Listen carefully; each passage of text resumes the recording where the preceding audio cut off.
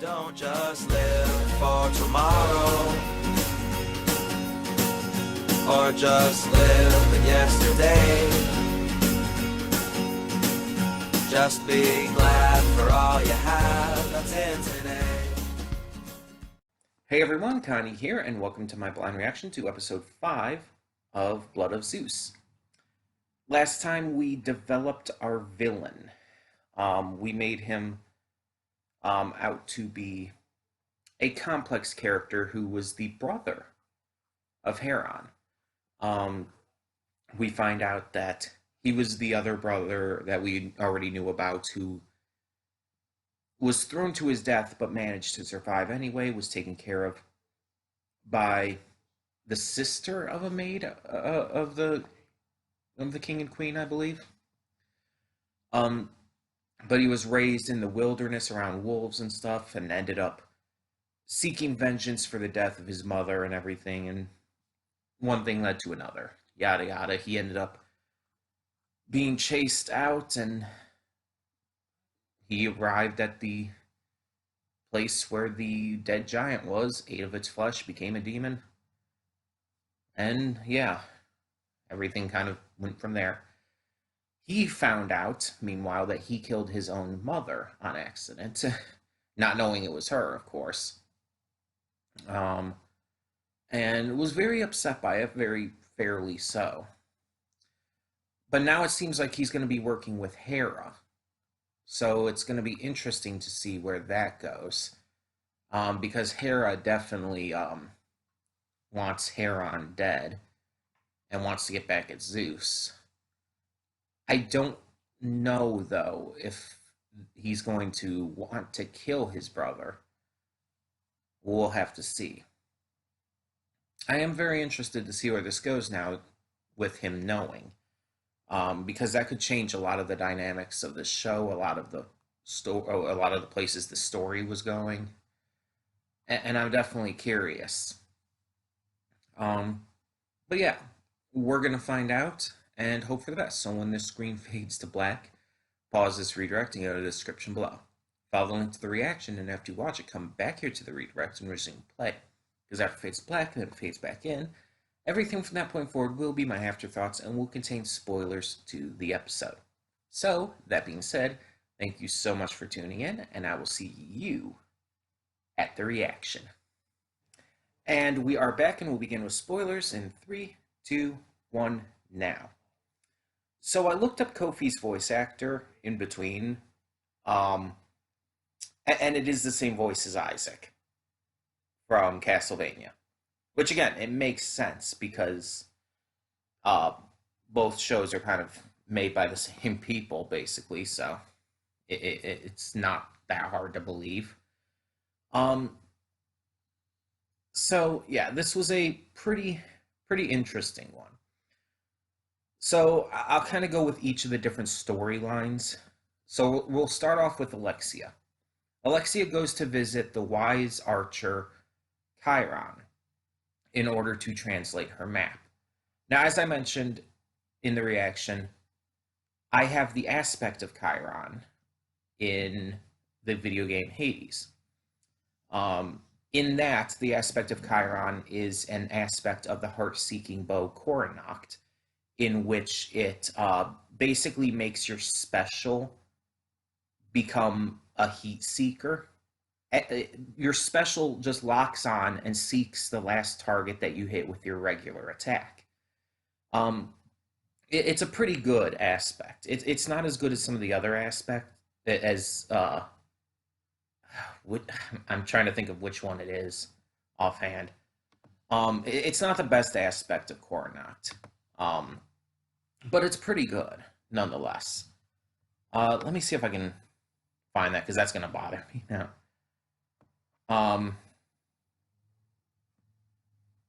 Goodness, hold on. Okay, so Coronacht starts with the aspect of Zagreus, of course. Aspect of Chiron is the second one. Aspect of Hera, it is Hera. Okay, I was thinking that, I wasn't sure. The aspect of Hera is, in my opinion, the best one. You load your cast, your bloodstones, into your next attack and fire upon impact. and it's really good. It basically like makes you just obliterate enemies. But either way, so I don't know much of Chiron outside of that. I know he was a centaur in the mythology. I know he's an archer. I knew he was wise. That's about it. I haven't seen him in a lot of uh, mythology that I've taken in, whether movies or games or yada yada. I know of him. That's about it. So seeing him in this is pretty interesting. Um, we find out rather quickly, though, he has sold out Alexia to the enemy, the demons who have arrived first. Um, and he did so out of an understandable reason. He just wants to protect his people. He wants to keep them safe. And honestly, there was, as I said, there was no real good decision here. Um, However, we find out that Nephilim? No, Seraphim. I'm trying to remember his name. It's Seraphim. Seraphim, we find out, wants to bring Alexia with him as their prisoner, which was not part of the original deal. However, he forces Chiron to just go with it, basically under threat. So, as a last minute kind of trick, basically, Chiron messes with the map somehow. I don't know exactly what he does. He gets his feet all like, it's not mud. Is it oil? Is it some kind of oil? Like some kind of like solidified oil or something? I don't know. But he gets it all over the map. He steps on it and everything. I don't know exactly what he's doing, but he's messing with it somehow. Um, which honestly is not a great idea because that will just make Seraphim angry and he'll probably go after uh, Chiron's people anyway. But maybe he'll be able to get them all out of there or something. I don't know.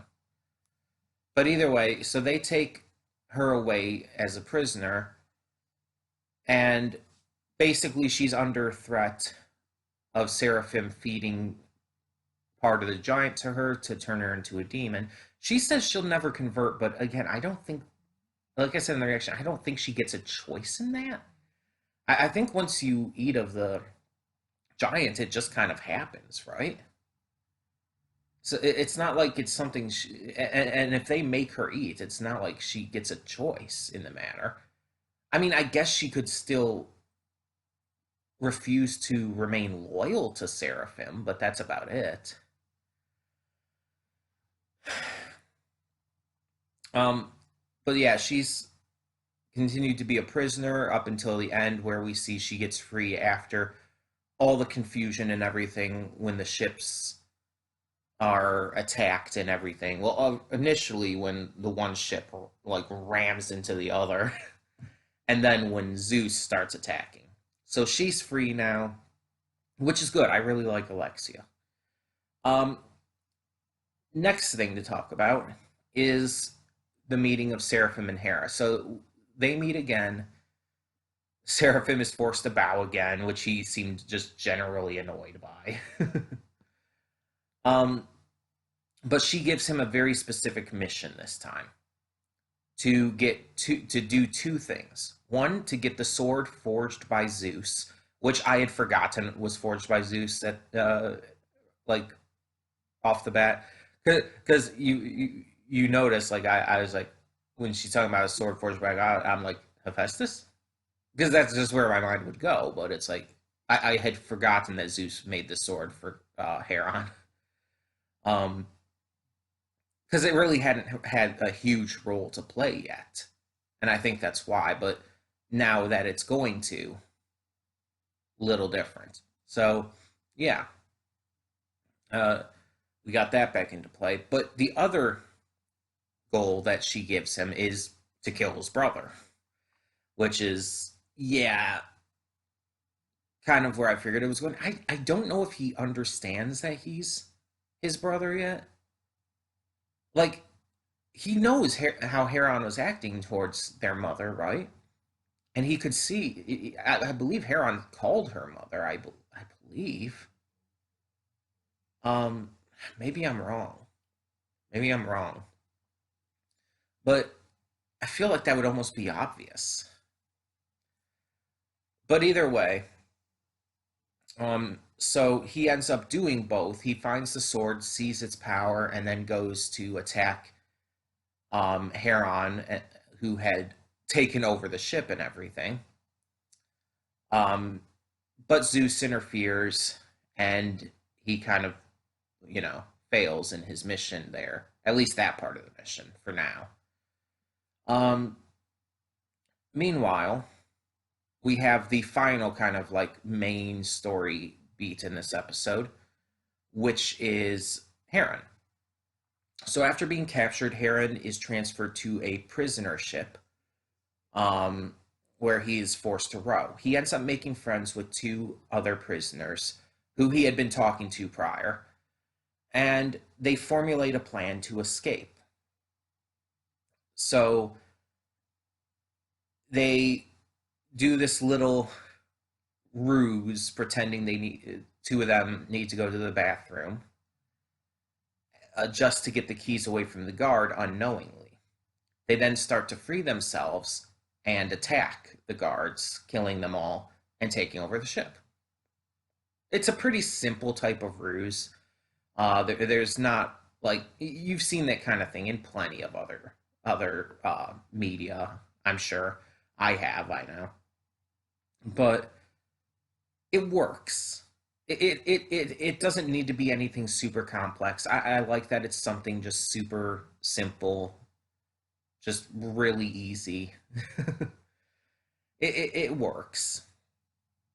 So they manage to escape.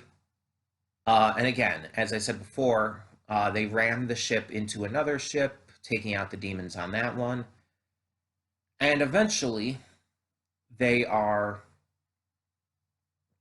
they're attacked. But luckily, Zeus is on their side because Zeus has been told by Hermes that Hera has been conspiring with Seraphim, and so Zeus gets big mad and starts raining lightning down on the ship, interfering, not actively attacking anyone specifically, not actively like going after Seraphim even, but just stopping Seraphim's attack. However, we see Poseidon is not really a fan of this. Um, and it just makes you think. It's like clearly Poseidon doesn't know that Hera is doing all of this, but both Hermes and Zeus do. So both, even if Poseidon thinks that Zeus is being paranoid or something, Hermes can back him up. Granted, at that point, Poseidon might just think that, oh, you're just being loyal. um, I just don't see why they would lie about something like that. But yeah, I feel like this is definitely going to a point where there's going to be a battle between the gods. And Zeus and Poseidon are probably going to be at the head of it. Hera's kind of, in a way, pulling the strings. I don't think she's going to get actively involved in the fight, though she might. It's possible. Um, but I'm interested to see where that all goes. But with Alexia freed, with Heron and them freed, and everyone just kind of being kept separated from Seraphim at the moment, it seems like we're at a point where maybe Alexia and Heron and them are going to reunite. Well, reunite specifically for Alexia and Heron. Um, Either that or she's just going to run off on her own and do her own thing for the time being. But Seraphim doesn't have at least Heron anymore. And I hope the other two join him as well. Like, they could be good allies. Excuse me. But either way, yeah, another good episode, another enjoyable one, bringing some more great additions to this with Chiron and all. And definitely bring the sword back into relevancy. um, but also, just one last thing to note. Let me check something here real quick. Yeah. This episode was like 5 minutes shorter than the last one. That's what I was thinking. I was thinking like the last one was like almost 30 minutes long, and this one was like 23 minutes. I know it's a Netflix series, and I know a lot of Netflix series can just wane on their runtime. Like, they don't have to stick to a specific runtime because they're not airing on TV. You don't have to worry about commercials, all that jazz. So I understand that, but it's like this episode definitely felt shorter too. So it's like I don't know if that's a good thing or a bad thing necessarily. It's just it was very noticeable. It was very noticeable. um, but yeah, it's not that big of a deal. It's just I couldn't help but notice it. Like when it ended, it's like, oh wait, what? It's over already? That seemed like really quick, and it was comparatively. But yeah, either way, tell me in the comments below what you thought of this episode, and thank you so much for tuning in. For now, I'm Connie, and I'm signing off. So see y'all next time.